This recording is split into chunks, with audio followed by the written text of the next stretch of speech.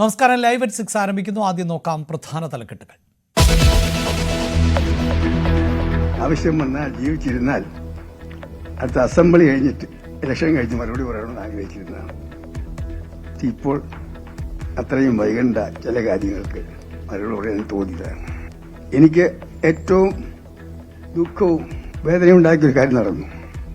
ശിവഗിരിയിൽ 95 കേരള ഹൈക്കോടതിയുടെ ഉത്തരവ് നടപ്പാക്കാൻ വേണ്ടി പോലീസിനെ അയക്കേണ്ടി വന്നു. മുഖ്യമന്ത്രി ഉന്നയിച്ച വിമർശനങ്ങളെ നേരിടാൻ വാർത്താ സമ്മേളനം നടത്തിയ കെ ആന്റണി. ശിവഗിരിയിലേക്ക് പോലീസിനെ അയച്ചത് ഹൈക്കോടതി ഉത്തരവ് നടപ്പാക്കാൻ. ജുഡീഷ്യൽ കമ്മീഷൻ റിപ്പോർട്ട് പുറത്തുവിടണം. മുത്തങ്ങയിലും മാറാടും അതിയായ ഖേദം. വർഷത്തിനിടയിൽ ഏതെങ്കിലും ഗവൺമെന്റ് മുത്തങ്ങയിൽ എന്റെ ഗവൺമെന്റ് ആദിവാസികളെ ഇറക്കിയത് തെറ്റാണെങ്കിൽ വിശ്വസിക്കുന്ന ഏതെങ്കിലും ഗവൺമെന്റ് ആദിവാസികളെ പുനരധിവസിപ്പിക്കാനോ കുടിൽ കെട്ടാനോ അനുവദിച്ചിട്ടില്ല. എനിക്ക് മാത്രം പഴി. ഒടുവിൽ എല്ലാ പഴിയും തനിക്ക് മാത്രമായെന്നും ആന്റണി.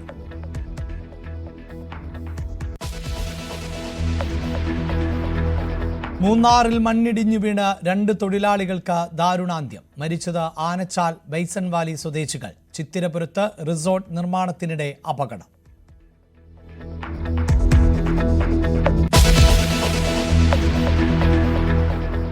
സൗമ്യത മുഖമുദ്രയാക്കിയ വലിയ ഇടയൻ മാർ ജേക്കബ് തൂങ്കുഴി വിടവാങ്ങി. തൃശൂർ മുൻ ആർച്ച് ബിഷപ്പിന്റെ അന്ത്യം 94-ാം വയസ്സിൽ. സംസ്കാരം തിങ്കളാഴ്ച തൃശൂരിൽ.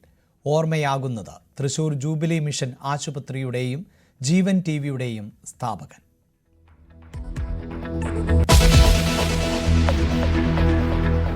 അയ്യപ്പ സംഗമത്തിന് 2 ദിവസം മാത്രം ശേഷിക്കെ സ്വർണ്ണപ്പാളി വിവാദത്തിൽ ദേവസ്വം ബോർഡിനെ വെട്ടിലാക്കി ഹൈക്കോടതി. സ്വർണം 42 കിലോയിൽ നിന്ന് 38 കിലോ ആയി കുറഞ്ഞതെങ്ങനെയെന്ന് ചോദ്യം. 3 ആഴ്ചയ്ക്കകം റിപ്പോർട്ട് നൽകണം. അയ്യപ്പ സംഗമത്തിന് സുപ്രീം കോടതിയുടെ അനുമതി. ഹർജികളിൽ ഇടപെടൽ ഇല്ല. സംഗമത്തിൽ പങ്കെടുക്കാനില്ലെന്ന് പന്തളം രാജകുടുംബം.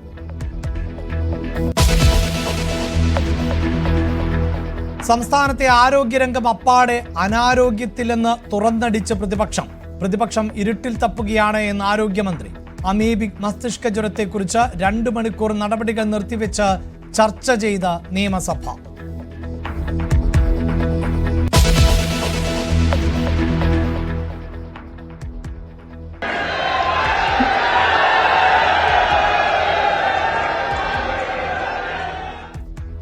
നരേന്ദ്രമോദിയുടെ 75-ാം ജന്മദിനം ആഘോഷമാക്കി BJP. ഗാന്ധി ജയന്തി വരെ നീളുന്ന വിപുലമായ പരിപാടികൾക്ക് തുടക്കം. 75 സേവന പദ്ധതികളും വൻ വികസനങ്ങളും പ്രഖ്യാപിച്ച് ഡൽഹി സർക്കാർ. ആശംസകളുമായി ലോക നേതാക്കൾ. അണുവായുധ ഭീഷണിയെ പേടിക്കില്ലെന്ന് മധ്യപ്രദേശിൽ മോദി.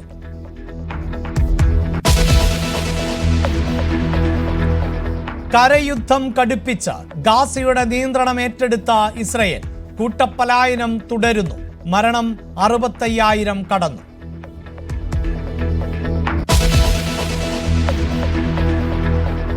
ധർമ്മസ്ഥല ബംഗ്ലേഗുഡയിലെ ദുരൂഹത നീക്കാൻ പ്രത്യേക അന്വേഷണ സംഘം. അസ്ഥികൂടങ്ങൾ കണ്ടെത്തിയ സ്ഥലത്ത് വീണ്ടും പരിശോധന ആരംഭിച്ചു.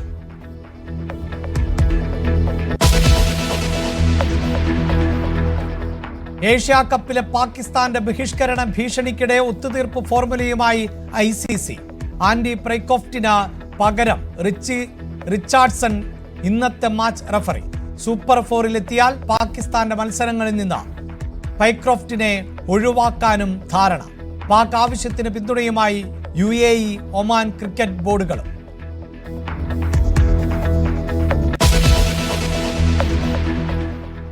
മുഖ്യമന്ത്രിയായിരുന്നപ്പോൾ ഏറ്റവും ദുഃഖവും വേദനയും ഉണ്ടാക്കിയത് 1995-ൽ ശിവഗിരിയിൽ നടന്ന സംഭവമെന്ന് AK ആന്റണി. ഹൈക്കോടതി ഉത്തരവ് നടപ്പിലാക്കാൻ പോലീസിനെ അയക്കേണ്ടി വന്നു. ഇത് സംബന്ധിച്ച് justice Balakrishnan Nambiar commission report പുറത്തുവിടണം. അവിടെ ഉണ്ടായത് ദൗർഭാഗ്യകരമായ കാര്യങ്ങളെന്നും ആന്റണി പറഞ്ഞു. മുഖ്യമന്ത്രിയുടെ വിമർശനങ്ങൾക്കാണ് AK ആന്റണിയുടെ മറുപടി. എനിക്ക് ഏറ്റവും ദുഃഖവും വേദനയും ഉണ്ടാക്കിയൊരു കാര്യം നടന്നു. ശിവഗിരിയിൽ 95-ൽ കേരള ഹൈക്കോടതിയുടെ ഉത്തരവ് നടപ്പാക്കാൻ വേണ്ടി പോലീസിനെ അയക്കേണ്ടി വന്നു. അവിടെ ഉണ്ടായ സംഭവങ്ങൾ പലതും നിർഭാഗ്യകരമാണ്. പക്ഷെ അവിടെ പോലീസ് പോയത് ഹൈക്കോടതി ഉത്തരവ് പ്രകാരം ക്രിമിനൽ നിയമത്തിൽ പോലീസിനുള്ള അധികാരം ഉപയോഗിച്ചുകൊണ്ട് ശിവഗിരിയിൽ തെരഞ്ഞെടുപ്പിൽ ജയിച്ച സന്യാസിമാർക്ക് അധികാര കൈമാറ്റം നടത്തിയിരിക്കണം. അത് ഗവൺമെന്റ് ചുമതലയാണ്, പോലീസിന്റെ ചുമതലയാണ്. അതിനുവേണ്ടി എന്തൊക്കെ ചെയ്യണമല്ലോ ക്രിമിനൽ നിയമത്തിൽ പറഞ്ഞിരിക്കുന്ന എല്ലാ അധികാരങ്ങളും പോലീസ് ഉപയോഗിക്കണം എന്ന് പറഞ്ഞതിന്റെ അടിസ്ഥാനത്തിലാണ് പോലീസ് പോയത്. ആദിവാസികൾക്ക് വേണ്ടി ഒരുപാട് കാര്യങ്ങൾ ചെയ്ത മുഖ്യമന്ത്രിയാണ് താൻ. ഒടുവിൽ ആദിവാസികളെ ചുട്ടുകരിച്ചവൻ എന്ന പേര് കേട്ടു. പോലീസ് നടപടിയിലെ CBI റിപ്പോർട്ട് പരസ്യപ്പെടുത്തണം. മുത്തങ്ങ സംഭവത്തിൽ അതിയായ ഖേദമുണ്ടെന്നും ആന്റണി പറഞ്ഞു. ഈ 21 വർഷത്തിനിടയിൽ ഏതെങ്കിലും ഗവൺമെന്റ് മുത്തങ്ങയിൽ എന്റെ ഗവൺമെന്റ് ആദിവാസികളെ ഇറക്കിയത് തെറ്റാണെങ്കിൽ എന്ന് വിശ്വസിക്കുന്ന ഏതെങ്കിലും ഗവൺമെന്റ് അവിടെ വീണ്ടും ആദിവാസികളെ താമസിപ്പിക്കാൻ ശ്രമിച്ചിട്ടുണ്ടോ? അവരെ ഭൂമി കൊടുക്കാൻ ശ്രമിച്ചിട്ടുണ്ടോ? കുടിൽ കെട്ടിക്കാൻ ശ്രമിച്ചിട്ടുണ്ടോ? സാധ്യമല്ല. കാരണം അത് നാഷണൽ വൈൽഡ് ലൈഫ് സെഞ്ചുറിയാണ്. ഇല്ലേ വസ്തുത? അത് ഗവൺമെന്റിന്റെ ഭാഗം. ഈ അച്ഛനും ശ്രമിച്ചിട്ടില്ല, മേനാട് ശ്രമിച്ചിട്ടില്ല. 15 വർഷത്തിനിടയിൽ LDFന്റെ ഭരണം അവര് അവിടെ ആദിവാസികളെ പുനരധിവസിപ്പിക്കാനോ കുടിൽ കെട്ടാനോ അനുവദിച്ചിട്ടില്ല.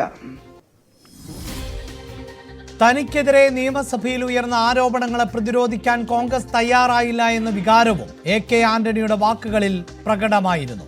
കൂടുതൽ വിവരങ്ങളുമായി VV അരുൺ ചേരുന്നുണ്ട്. അരുൺ, മുഖ്യമന്ത്രി പിണറായി വിജയനാണ് AK ആന്റണിയുടെ കാലത്തെ പോലീസ് നടപടി ഉൾപ്പെടെ ഓർമ്മിപ്പിച്ച പശ്ചാത്തലമുള്ളത്. അതിന് മറുപടി നൽകുകയാണ് AK ആന്റണി. ആന്റണിയെ പോലെ ഒരു മുതിർന്ന നേതാവ് ഇത്തരത്തിലൊരു വാർത്താ സമ്മേളനം നടത്തിയിട്ട് തന്നെ കാലങ്ങളായി എന്നുള്ളതാണ്.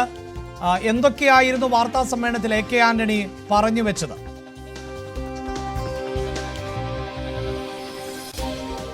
അഭിലാഷ്, ഏതാണ്ട് ഒരു വർഷത്തിലേറെ കഴിഞ്ഞ ലോക്സഭാ തെരഞ്ഞെടുപ്പിന് തൊട്ട് മുമ്പാണ് AK ആന്റണി KPC ആസ്ഥാനത്ത് ഒരു വാർത്താ സമ്മേളനം നടത്തിയത്. അതിനുശേഷം ഇപ്പോഴാണ് അദ്ദേഹം ഈ രീതിയിൽ വാർത്താ സമ്മേളനത്തിലൂടെ മാധ്യമങ്ങളെയും കേരളത്തെയും അഭിമുഖീകരിക്കുന്നത്. അതിന് അദ്ദേഹം നിർബന്ധമാക്കിയത് ഇന്നലെ ഈ പോലീസ് വർധനത്തിനെതിരെ പ്രതിപക്ഷം കൊണ്ടുവന്ന റൂൾ 50 നോട്ടീസിന്റെ ചർച്ചയിൽ മുഖ്യമന്ത്രിയും ഭരണപക്ഷവും ഉയർത്തിയ ആരോപണങ്ങളായിരുന്നു. പോലീസ് വർധനത്തേക്ക് വലിയ രീതിയിൽ വിമർശിക്കുന്ന കോൺഗ്രസിന്റെ നേരത്തെയുള്ള കാലം ചൂണ്ടിക്കാണിച്ച്, ഭരണകാലം ചൂണ്ടിക്കാണിച്ച് മുത്തങ്ങ വെടിവെപ്പും ശിവഗിരിയിലെ പോലീസ് നടപടിയുമൊക്കെ ഭരണപക്ഷം ശക്തമായി വിമർശിച്ചിരുന്നു. അതിന് മറുപടി പറയാനാണ് അദ്ദേഹം വന്നത്. ഒന്ന്, അദ്ദേഹത്തിനെതിരെയുള്ള വലിയൊരു കളങ്കമായ 2 സംഭവങ്ങളും അദ്ദേഹത്തിന്റെ രാഷ്ട്രീയ ജീവിതത്തിന്റെ ഏറ്റവും വലിയ കളങ്കമായി നിൽക്കുന്നു. അത് അയക്കാനെ പോലെ അത്രയും പ്രതിച്ഛായ കാത്തുസൂക്ഷിക്കുന്ന നേതാവിന് എക്കാലത്തും വലിയ തീരാ കളങ്കമാണ്. അതിൽ ഒന്ന് മറുപടി പറയണം.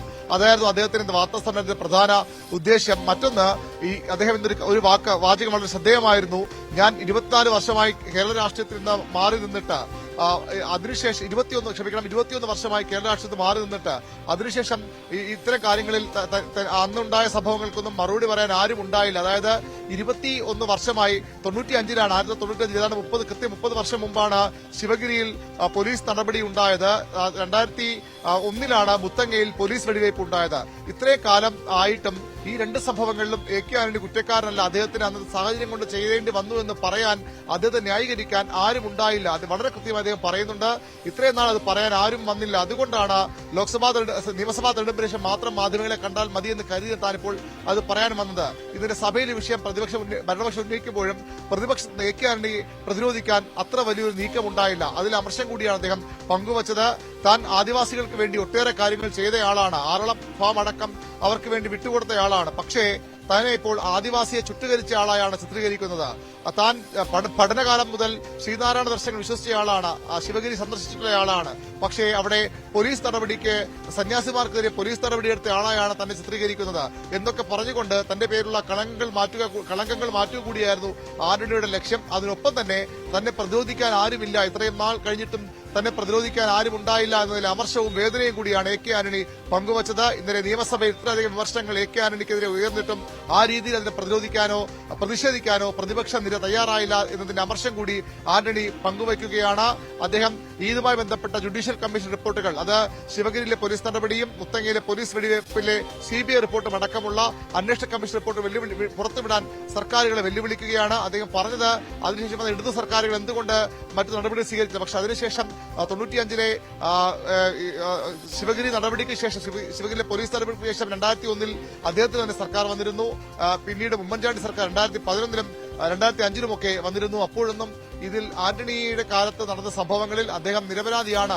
ആന്റണി ഇപ്പോൾ പ്രകടിപ്പിക്കുന്ന ആത്മവിശ്വാസം അന്വേഷണ റിപ്പോർട്ടിൽ പുറത്തു വന്നാൽ തന്റെ നിരപരാധിത്വം വെളിപ്പെടുമെന്നുള്ളതാണ്. പക്ഷേ ഈ ഉമ്മൻചാണ്ടി സർക്കാരോ അല്ലെങ്കിൽ ആന്റണി സർക്കാരോ ഒന്നും, ഒരു കോൺഗ്രസ് സർക്കാരും, ഇടത് സർക്കാർ സ്വാഭാവികമായും ആന്റണിയെ വെള്ളപൂശാൻ ശ്രമിക്കില്ല. പക്ഷേ എന്തുകൊണ്ട് ആ സർക്കാരുകളും തനിക്ക് വേണ്ടി നിന്നില്ല എന്ന ചോദ്യം കൂടിയാണ് ആന്റണി ഇപ്പോൾ മുന്നോട്ട് വയ്ക്കുന്നത്. തനിക്കെതിരെ ഉയർന്ന ഗുരുതരമായ ആരോപണങ്ങൾ, അത് ആദിവാസികളെ ചുട്ടുകരിച്ചവരെന്നും ശിവഗിരിയിൽ ശ്രീനാരായണീയരായ സന്യാസിമാരുൾപ്പെടെ തല്ലിച്ചതച്ചേരും തന്റെ നിരപരാധിത്വമുണ്ട് എന്ന് ആന്റണി വിശ്വസിക്കുന്നു. അത് പുറത്തു പറയാൻ ആരും തയ്യാറാകുന്നില്ല, തന്നെ പ്രതിരോധിക്കാൻ ആരും വരുന്നില്ല എന്നതിന്റെ അമർഷം കൂടിയാണ് AK ആന്റണി എന്ന കോൺഗ്രസിലെ ഏറ്റവും സീനിയർ ലീഡർ ഈ അല്പസമയം മുമ്പ് KPC ആസ്ഥാനത്ത് നടത്തിയ വാർത്താ സമ്മേളനത്തിലൂടെ പ്രകടിപ്പിച്ചത്. ഇതിൽ ഏറ്റവും പ്രധാനപ്പെട്ടത് ഈ സൂചിപ്പിച്ചതുപോലെ ഏതാണ്ട് ഒരു വർഷത്തിന് മുമ്പാണ് AK ആന്റണിയെ പോലെ ഒരു മുതിർന്ന നേതാവ് വാർത്താ സമ്മേളനം നടത്തുന്നത്. അതോടൊപ്പം തന്നെ അരുൺ, ഇപ്പോഴത്തെ ഒരു പ്രത്യേക സാഹചര്യമുണ്ടല്ലോ, അതായത് കേരളത്തിലെ പോലീസ് സ്റ്റേഷനുകളിൽ പലതും ഇടിമുറികളായി മാറുന്ന സാഹചര്യം ഉണ്ടാകുന്നു. പോലീസ് ഉദ്യോഗസ്ഥരുടെ ഭാഗത്ത് നിന്ന് ജനങ്ങൾക്ക് നേരെയുള്ള പ്രതികരണങ്ങൾ അത് വലിയ തോതിൽ ചർച്ച ചെയ്യപ്പെടുന്നു. നിരവധിയായ വിവരങ്ങൾ ഇപ്പോഴും വാർത്താമാധ്യമങ്ങളിലൂടെ പുറത്തു വരികയും ഒക്കെ ചെയ്യുന്നു. അതിനെ പ്രതിരോധിക്കുക, അതിന് മറ തീർക്കുക എന്നുള്ളതായിരുന്നല്ലോ സർക്കാരിന്റെ ലക്ഷ്യം. അതിന്റെ അടിസ്ഥാനത്തിലായിരുന്നല്ലോ AK ആന്റണിയുടെ കാലഘട്ടം ഉൾപ്പെടെ സഭയിലും പുറത്തുമൊക്കെ ഉന്നയിച്ചുകൊണ്ട് ഭരണപക്ഷം ഇത്തരത്തിൽ വിമർശനങ്ങൾ ഉന്നയിച്ചത്. അതിനെ കൃത്യമായി തന്നെ, അതായത് മുഖ്യമന്ത്രി ഉന്നയിച്ച ആരോപണങ്ങൾക്ക് കൃത്യമായ മറുപടിയായി തന്നെ AK ആന്റണിക്ക് വാർത്താ സമ്മേളനം നടത്തേണ്ടി വരുന്നു എന്നത് അദ്ദേഹം പറഞ്ഞു വെക്കുമ്പോൾ അത് പ്രതിരോധം തീർക്കുന്നതിൽ കോൺഗ്രസ് ഒരു പരിധിവരെ പരാജയപ്പെട്ടു പോയി എന്നുകൂടിയല്ലേ AK ആന്റണി പറഞ്ഞു വെക്കുന്നത്. തീർച്ചയായിട്ടും AK ആന്റണി വാർത്താ സമ്മേളനം വളരെ സൂക്ഷ്മമായി വലിയത് മനസ്സിലാകുന്നത് സർക്കാരിനെതിരെ ഇപ്പോൾ അഭിലാഷ് സൂചിപ്പിച്ച പോലെ ലോകമർദ്ദന ആരോപണങ്ങളുണ്ട്, പരാതികളുണ്ട്, തെളിവുകളുമുണ്ട്. പക്ഷെ അതൊന്നും അദ്ദേഹം ചൂണ്ടിക്കാട്ടുന്നില്ല. പകരം തനിക്കെതിരെ ഉയർന്ന ആരോപണങ്ങൾ, തനിക്കെതിരെ വന്ന ആക്ഷേപങ്ങൾക്ക് മറുപടി പറയുക മാത്രമാണ് അദ്ദേഹത്തിന്റെ ലക്ഷ്യമെന്ന് വ്യക്തമാണ്. അതിനപ്പുറത്തേക്ക് കോൺഗ്രസിനെ പ്രതിരോധിക്കാനോ, അവസാനത്തെ വാർത്താ സമ്മേളനത്തിൽ കോൺഗ്രസിനെ ദുർബലപ്പെടുത്താൻ ആർക്കും കഴിയില്ല, ശക്തമായ നേതാക്കൾ കോൺഗ്രസ്, ശക്തരിൽ ശക്തരായ നേതാക്കൾ കോൺഗ്രസിനുണ്ടെന്നൊക്കെ പറയുന്നതിനപ്പുറത്തേക്ക് ഈ വിഷയങ്ങളിൽ കോൺഗ്രസിനെ പ്രതിരോധിക്കാൻ അദ്ദേഹം തയ്യാറായിട്ടില്ല. അതുപോലെ തന്നെയാണ് സർക്കാരിനെ ആ രീതിയിൽ വിമർശിക്കാനും അദ്ദേഹം തയ്യാറായിട്ടില്ല. അദ്ദേഹം ആകെ സർക്കാർ വിരുദ്ധമായി പറഞ്ഞൊരു കാര്യം, പമ്പ മുതൽ മരക്കൂട്ടം വരെ സ്ത്രീകളെ കയറ്റിയ ആളുകളാണല്ലോ ഇപ്പോൾ അയ്യപ്പ സംഗമം നടത്തുന്നത്, അതിലേക്കൊന്നും ഞാൻ പോകുന്നില്ല എന്ന് പറഞ്ഞ് ആ ഒരു ഭാഗം മാത്രമാണ് സർക്കാരിനെതിരെ ഒരു വിമർശനം, സമീപകാല രാഷ്ട്രീയ സംഭവ വികാസങ്ങളിൽ ഒരു വിമർശനം അദ്ദേഹം നടത്തിയത്. ബാക്കിയെല്ലാം അദ്ദേഹത്തെ ന്യായീകരിക്കാനും സ്വയം ന്യായീകരിക്കാൻ തന്നെ നിർബന്ധിതരാകുന്നുവെന്ന് കൃത്യമായ ഒരു സന്ദേശം നൽകാനുമാണ് AK ആന്റണി ശ്രമിച്ചത്. നമുക്കറിയാം, അദ്ദേഹത്തിന്റെ ഓരോ വാക്കുകളും അളന്ന് തൂക്കിയുള്ള വാക്കുകളാണ്. അനാവശ്യമായ ഒരു വാക്കോ അല്ലെങ്കിൽ ഏതെങ്കിലും പ്രതികരണം നടത്തുന്ന നേതാവല്ല AK ആന്റണി. വളരെ കൃത്യമായി അദ്ദേഹം തനിക്ക് പറയാനുള്ളത് പറയുന്നു. വളരെ കൃത്യമായ കണക്കുകൾ, വർഷങ്ങളൊക്കെ വച്ച് അദ്ദേഹം പറയുന്നത് തന്നെ പ്രതിരോധിക്കാൻ ആരും ഉണ്ടായില്ല. 21 വർഷം താൻ കേരള രാഷ്ട്രീയത്തിൽ നിന്ന് മാറി നിൽക്കുമ്പോൾ ഈ കാര്യങ്ങളൊക്കെ പറയാൻ ആരും തയ്യാറായില്ല. വളരെ വ്യക്തമായ ആ ഒരു വാചകം അദ്ദേഹം പറയുന്നുണ്ട്. മാത്രമല്ല, ഈ സർക്കാരുകൾ ഒന്നും ഇതുമായി ബന്ധപ്പെട്ട ഒരു അന്വേഷണ റിപ്പോർട്ടുകൾ പുറത്തുവിട്ടിട്ടുമില്ല. അങ്ങനെയെങ്കിൽ ഒരുപക്ഷെ ഈ ശിവഗിരിയിൽ സന്യാസികളെ തല്ലിച്ചതയ്ക്കാനുണ്ടായ സാഹചര്യം എന്ത് എന്ന് സ്വാഭാവികമായും അന്വേഷണ കമ്മീഷൻ റിപ്പോർട്ട് പുറത്തു വന്നാൽ മനസ്സിലാകും. മാറാട് എന്തുകൊണ്ട് കലാപം ഉണ്ടായെന്ന് ആ റിപ്പോർട്ട് വന്നാൽ മനസ്സിലാകും. മുത്തങ്ങ വെടിവയ്പ്പിലെ കാര്യകാരണങ്ങൾ എന്ത് എന്നുള്ളത് ആ CBI റിപ്പോർട്ട് വന്നാൽ മനസ്സിലാകും. പക്ഷെ അതിനൊന്നും ആരും മുൻകൈയെടുത്തില്ല. താനാകട്ടെ ഇവിടെ ഇല്ലാതെയും ആയിപ്പോയി എന്നൊരു വിഷമം കൂടിയാണ് ആന്റണി പങ്കുവയ്ക്കുന്നത്. തനിക്കെതിരെ ഇത്രയധികം ആരോപണം ഉയർത്തുമ്പോൾ അതിനെ പ്രതിരോധിക്കാൻ, അത് പറഞ്ഞ ആളുകളെ വിമർശിക്കാൻ തന്റെ പിന്മുറക്കാർ അല്ലെങ്കിൽ തന്റെ പാർട്ടിക്കാർ നിയമസഭയിൽ തയ്യാറായില്ല എന്നതിലെ ഒരു മനോവേദന കൂടി പങ്കുവയ്ക്കുന്ന ഒരു വാർത്താ സമ്മേളനമായി വേണം AK ആന്റണി ഇന്നത്തെ വാർത്താ സമ്മേളനത്തെ കാണാൻ. മറ്റ് രാഷ്ട്രീയ വിമർശനങ്ങളൊന്നും അദ്ദേഹം പങ്കുവച്ച ഒരു കാര്യം കൂടി പറഞ്ഞു. ചോദ്യം ഇപ്രകാരമായിരുന്നു: രാഹുൽ മാങ്കൂട്ടത്തിന്റെ വിഷയത്തിൽ A ഗ്രൂപ്പിന്റെ പേര് പറഞ്ഞാണ് രാഹുലിനെ സംരക്ഷിക്കാൻ പലരും രംഗത്ത് വരുന്നത്. അദ്ദേഹം പറഞ്ഞത്, ഞാനിപ്പോൾ ഗ്രൂപ്പിന്റെ ഭാഗമൊന്നുമല്ല, ഞാനേ ആ ഗ്രൂപ്പ് അല്ലാതായി മാറിക്കഴിഞ്ഞു. അതായത് അതിലൊരു ആ രീതിയിലൊരു A ഗ്രൂപ്പ് അല്ല യഥാർത്ഥത്തിൽ പരാമർശം കൂടി അദ്ദേഹം നടത്തുന്നുണ്ട്. അതിനപ്പുറത്തേക്ക് അത്ര വിവാദങ്ങൾ അദ്ദേഹത്തിന്റെ പ്രതികരണം പോയില്ല. മറിച്ച് നിയമസഭയിൽ മുഖ്യമന്ത്രിയും ഭരണപക്ഷവും AK ആന്റണിയെ ആദിവാസികളെ ചുട്ടുകരിച്ച നേതാവും എന്നും അതുപോലെ തന്നെ ശിവഗിരിയിൽ സന്യാസിമാർക്കെതിരെ പോലീസ് നടപടിക്ക് നേതൃത്വം നൽകിയ നേതാവെന്ന തരത്തിലുള്ള വിമർശനങ്ങൾ വന്നു. അതിനെ ന്യായീകരിക്കുക, അതിൽ തന്റെ നിലപാട് പറയുക, തന്റെ രാഷ്ട്രീയ ജീവിതത്തിലെ മുഖ്യമന്ത്രിയായ കാലഘട്ടത്തിലെ ഏറ്റവും വേദനയുള്ള സംഭവങ്ങൾ പറയുമ്പോൾ തന്നെ ശിവഗിരിയിലെ പോലീസ് നടപടി ഒഴിവാക്കാൻ കഴിയുന്ന ഒന്നായിരുന്നില്ല എന്നുകൂടി പറഞ്ഞുകൊണ്ട് അതിനെ തള്ളിപ്പറയാൻ അദ്ദേഹം തയ്യാറായില്ല എന്നതുകൂടി ദുഃഖമുണ്ട്. പക്ഷേ ആ പോലീസ് നടപടിയെ തള്ളിപ്പറയാൻ എ കെ ആന്റണി വാർത്താസമ്മേളനം തയ്യാറായില്ല എന്നതുകൂടി ശ്രദ്ധേയമാണ്. തീർച്ചയായും മുഖ്യധാരാ രാഷ്ട്രീയത്തിന്റെ മുൻനിരയിലുണ്ട് എങ്കിൽ പോലും ഇങ്ങനെ ഒരു വാർത്താ സമ്മേളനം അടക്കം നടത്തിയിട്ട് കാലം ഏറെയായി. കാര്യങ്ങൾ വിശദീകരിക്കാൻ എ കെ ആന്റണി തന്നെ വാർത്താ സമ്മേളനം നടത്തുകയായിരുന്നു. വാർത്തയുടെ വിശദാംശങ്ങൾ നൽകിയത് വി അരുൺ. ഇടുക്കി ചിത്തിരപുരത്ത് റിസോർട്ട് നിർമ്മാണത്തിനിടെ മണ്ണിടിഞ്ഞ് 2 പേർ മരിച്ചു. ബൈസൺ വാലി സ്വദേശി ബെന്നി, ആനച്ചാൽ ശങ്കുപ്പടി സ്വദേശി രാജീവൻ എന്നിവരാണ് മരിച്ചത്. റിസോർട്ടിന്റെ സംരക്ഷണ ഭിത്തി നിർമ്മിക്കുന്നതിനിടെ മണ്ണിടിഞ്ഞായിരുന്നു അപകടം. വിവരങ്ങളുമായി പ്രിൻസ് ജെയിംസ് ചേരുന്നുണ്ട്. പ്രിൻസ്, കൂടുതൽ ആളുകൾക്ക് പരിക്കേറ്റിട്ടുണ്ടോ? ഇപ്പോൾ മൃതദേഹം എവിടെയാണുള്ളത്? പേർക്കും നേരെയാണ് അപകടം സംഭവിച്ചത്. ഇന്ന് വൈകുന്നേരം 4 മണിയോടെയായിരുന്നു അപകടം. മൂന്നാർ ചിത്രപുരത്തെ സ്വകാര്യ റിസോർട്ടിന്റെ അനുബന്ധിച്ചുള്ള നിർമ്മാണ പ്രവർത്തനങ്ങൾ ഏർപ്പെട്ടിരിക്കുകയായിരുന്നു. വയസ്സാണ് സ്വദേശിയായ ബെന്നിയും ഒപ്പം ആനച്ചാൽ ശങ്കുപ്പടി സ്വദേശിയായ രാജീവനും. ഇവർ നിർമ്മാണ പ്രവർത്തനം നടത്തുന്നതിനിടെ ഈ റിസോർട്ടിന് ചേർന്ന ഭാഗത്തു നിന്നും മണ്ണിടിഞ്ഞ് ഇവർ ദേഹത്തേക്ക് വീഴുകയായിരുന്നു. ഉടൻ തന്നെ നാട്ടുകാർ ഓടിയെത്തിയെങ്കിൽ പോലും രക്ഷാപ്രവർത്തനം നടത്തുന്ന ഒരു സാഹചര്യമായിരുന്നില്ല. പിന്നീട് വലിയ താമസമില്ലാതെ മൂന്നാറിൽ നിന്നും അടിമാലിൽ നിന്നും ഫയർഫോഴ്സ് യൂണിറ്റുകൾ എത്തി നാട്ടുകാരുടെ സഹായത്തോടെ മണ്ണ് നീക്കിയാണ് ഇവരെ പുറത്തെത്തിച്ചത്. എന്നാൽ അപ്പോഴേക്കും മരണം സംഭവിച്ചിരുന്നു. മൃതദേഹം എന്തായാലും പോസ്റ്റ്മോർട്ടത്തിനായി അടിമാലി താലൂക്ക് ആശുപത്രിയിലേക്ക് കൊണ്ടുപോയി. അഭിലാഷ്, വാർത്തയുടെ വിശദാംശങ്ങളാണ് പ്രിൻസ് നൽകിയത്. തൃശൂർ അതിരൂപത മുൻ അധ്യക്ഷൻ മാർ തൂങ്കുഴി അന്തരിച്ചു. 93 വയസ്സായിരുന്നു. മാനന്തവാടി രൂപതയുടെ പ്രഥമ മെത്രാനായി 1973 മാർച്ച് 1 മാർ ജേക്കബ് തൂങ്കുഴിയുടെ മെത്രാൻ പദവിയിലേക്ക് ഉള്ള വരവ്. പിന്നീട് താമരശ്ശേരിയിലും തൃശ്ശൂരിലുമായി ദീർഘകാലം രൂപതകളെ നയിച്ചു. സംസ്കാര ചടങ്ങുകൾ തിങ്കളാഴ്ച നടക്കും. ഞായറാഴ്ച മൃതദേഹം തൃശൂർ ബിഷപ്പ് ഹൗസിൽ പൊതുദർശനത്തിന് വയ്ക്കും. ലോക നേതാവിന് പിറന്നാൾ. नरेंद्र दामोदर दास मोदी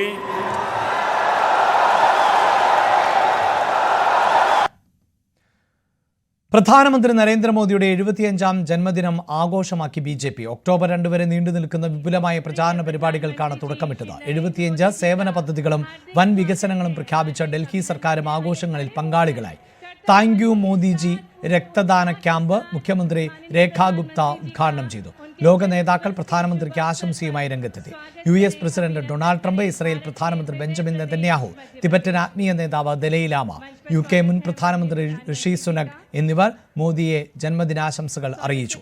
രാഷ്ട്രപതി ദ്രൗപദി മുർമു, ഉപരാഷ്ട്രപതി CP രാധാകൃഷ്ണൻ, ആഭ്യന്തരമന്ത്രി അമിത്ഷാ, വിദേശകാര്യമന്ത്രി എസ് ജയശങ്കർ, പ്രതിരോധ മന്ത്രി രാജ്നാഥ് സിംഗ്, കേന്ദ്രമന്ത്രി സുരേഷ് ഗോപി എന്നിവരും ആശംസയർപ്പിച്ചു. പ്രതിപക്ഷ നേതാവ് രാഹുൽ ഗാന്ധിയും കോൺഗ്രസ് അധ്യക്ഷൻ മല്ലികാർജ്ജുൻ ഖാർഗെയും ജന്മദിന സന്ദേശം എക്സിൽ കുറിച്ചു. സിനിമാ താരങ്ങളായ ഷാരൂഖ് ഖാൻ, ആമിർ ഖാൻ, മോഹൻലാൽ തുടങ്ങിയവരും പ്രധാനമന്ത്രിക്ക് പിറന്നാൾ ആശംസ നേർന്നു. പിറന്നാൾ ദിനത്തിൽ ഓപ്പറേഷൻ സിന്ദൂർ ഓർമ്മിപ്പിച്ച പ്രധാനമന്ത്രി നരേന്ദ്രമോദി. ഭീകരതയെ ഇന്ത്യ മുട്ടുകുത്തിച്ചു. ആണവായുധ ഭീഷണിയിൽ പേടിക്കില്ല. ഇത് പുതിയ ഇന്ത്യയാണ് എന്നും ധീര സൈനികർക്ക് നന്ദി അറിയിക്കുന്നുവെന്നും മോദി പറഞ്ഞു. पाकिस्तान से आए आतंकियों ने हमारी बहनों बेटियों का सिंदूर उजाड़ा था. हमने ऑपरेशन सिंदूर करके आतंकी ठिकानों को उजाड़ दिया है. हमारे वीर जवानों ने पलक झपकते ही पाकिस्तान को घुटनों पर ला दिया. अभी कल ही देश और दुनिया ने देखा है, फिर एक पाकिस्तानी आतंकी ने रो रो कर अपना हाल बताया है. साथियों, ये नया भारत है. ये किसी की परमाणु धमकियों से डरता नहीं है.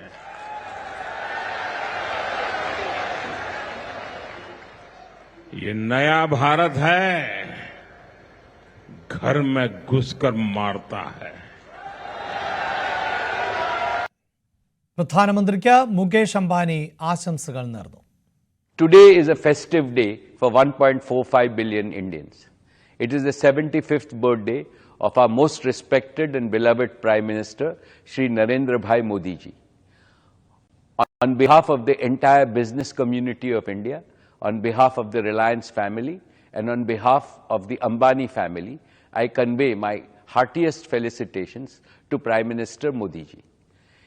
It is not a coincidence that Modi ji's Amrit Mahotsav is coming in Bharat's Amrit Kal. It is my deepest wish that Modi ji should continue to serve India when independent India turns 100. Jivit Sharda Shatam Param Ardaniya Narendra Bhai. God Almighty himself has sent Modi ji as an avatar Purush to lead our motherland to become the greatest nation on earth. It is my good fortune that I have known him closely for more than 3 decades. I have never seen a leader who worked so tirelessly for a better future for India and Indians. He first transformed Gujarat into an economic powerhouse. Now he is transforming the whole of India into a global superpower. I join all my 145 crore fellow Indians in wishing our Prime Minister a happy birthday and praying for his continuous good health. Jai Shri Krishna, Jai Hind. American president Donald ട്രംപും നരേന്ദ്രമോദിക്ക് ആശംസകൾ അറിയിച്ചു. ആശംസകൾക്ക് നന്ദി അറിയിച്ച് മോദി എക്സിൽ tweet ചെയ്തു. India US ബന്ധം പുതിയ തലങ്ങളിലേക്ക് ഉയർത്താൻ ഇന്ത്യയും പ്രതിജ്ഞാബദ്ധമാണ് എന്ന് മോദി എക്സിൽ കുറിച്ചു. റഷ്യ യുക്രൈൻ യുദ്ധം അവസാനിപ്പിക്കാനുള്ള ട്രംപിന്റെ നീക്കങ്ങൾക്ക് പിന്തുണയെന്നും മോദി വ്യക്തമാക്കി. പ്രധാനമന്ത്രിയുടെ പിറന്നാൾ ദിനം വിവിധ പരിപാടികളോടെ ആഘോഷമാക്കി കൊട്ടാരക്കരയിലെ BJP പ്രവർത്തകർ. രക്തദാനം, മുതിർന്ന അംഗങ്ങൾക്ക് ഓണക്കോടി വിതരണം, പാവപ്പെട്ട കുടുംബങ്ങൾക്ക് ഭക്ഷ്യക്കിറ്റ് വിതരണം എന്നിവയോടെയായിരുന്നു ഈസ്റ്റ് ജില്ലയിലെ ആഘോഷം. പ്രധാനമന്ത്രി നരേന്ദ്രമോദിയുടെ 75ാം പിറന്നാൾ ആഘോഷത്തിന്റെ ഭാഗമായി ഒരാഴ്ച നീണ്ടു നിൽക്കുന്ന പരിപാടികൾക്കാണ് കൊട്ടാരക്കരയിൽ തുടക്കമായത്. ആഘോഷങ്ങൾ RSS ക്ഷേത്രീയ കാര്യവാഹ് M രാധാകൃഷ്ണൻ ഉദ്ഘാടനം ചെയ്തു. പിറന്നാൾ ആഘോഷങ്ങളുടെ ഭാഗമായി ജില്ലാ പ്രഭാരി TR അജിത് കുമാർ കേക്ക് മുറിച്ചു. രക്തദാനം, ഭക്ഷ്യക്കിറ്റ് വിതരണം എന്നിവയുടെ ഉദ്ഘാടനം ജില്ലാ പ്രസിഡന്റ് രാജീവ് പ്രസാദ് നിർവഹിച്ചു. 17-ാം തീയതി മുതൽ ഒക്ടോബർ 2 വരെ വിപുലമായ പരിപാടികളാണ്. ഇപ്പോൾ നമ്മുടെ ജില്ലയിൽ ഇന്ന് രാവിലെ യുവമോർച്ചയുടെ നേതൃത്വത്തിൽ 75 യുവാക്കളുടെ രക്തദാന ക്യാമ്പ് കൊട്ടാരക്കര താലൂക്ക് ആശുപത്രിയിൽ നടന്നു. ഇന്ന് മഹിളാ മോർച്ചയുടെ നേതൃത്വത്തിൽ ഏതാണ്ട് 50ഓളം കുടുംബങ്ങൾക്ക് ഭക്ഷ്യക്കിറ്റുകൾ വിതരണം ചെയ്തിട്ടുണ്ട്. ഇനി തുടർന്നുള്ള ദിവസങ്ങളിൽ പാർട്ടിയുടെയും അതേപോലെ മറ്റു മോർച്ചകളുടെയും നേതൃത്വത്തിൽ വിപുലമായ പരിപാടികളാണ് നമ്മൾ സംഘടിപ്പിച്ചിരിക്കുന്നത്. പിറന്നാളുമായി ബന്ധപ്പെട്ട് യുവമോർച്ച കൊല്ലം ഈസ്റ്റ് ജില്ലാ കമ്മിറ്റിയുടെ നേതൃത്വത്തിൽ കൊട്ടാരക്കര താലൂക്ക് ആശുപത്രിയിൽ രക്തദാനം നടന്നു. 75 യുവാക്കൾ രക്തദാനത്തിലുള്ള സമ്മതപത്രം മെഡിക്കൽ ഓഫീസർക്ക് കൈമാറി. BJP ഓഫീസിൽ ഓണപ്പൂക്കളവും ഓണസദ്യയും ഒരുക്കി. ന്യൂസ് 18 കൊട്ടാരക്കര. പ്രധാനമന്ത്രി നരേന്ദ്രമോദിക്ക് ജന്മദിനാശംസകൾ നേർന്ന BJP സംസ്ഥാന അധ്യക്ഷൻ രാജീവ് ചന്ദ്രശേഖർ. ഏറ്റവും ബഹുമാനപ്പെട്ട പ്രധാനമന്ത്രി നരേന്ദ്രമോദിജിക്ക് എല്ലാ മലയാളിയും എല്ലാ BJP കേരളത്തിൻ്റെ പ്രവർത്തകരുടെ പേരിൽ ഞാൻ ആശംസ പറയുന്നു. Happy birthday Modiji. നമസ്കാരം. ജയ് ഹിന്ദ്. ലൈവ് അറ്റ് 6 പൂർണ്ണമാവുകയാണ്. ഇടവേളയ്ക്ക് ശേഷം സംവിധായകൻ ജിത്തു ജോസഫുമായുള്ള അഭിമുഖം കാണാം. നമസ്കാരം.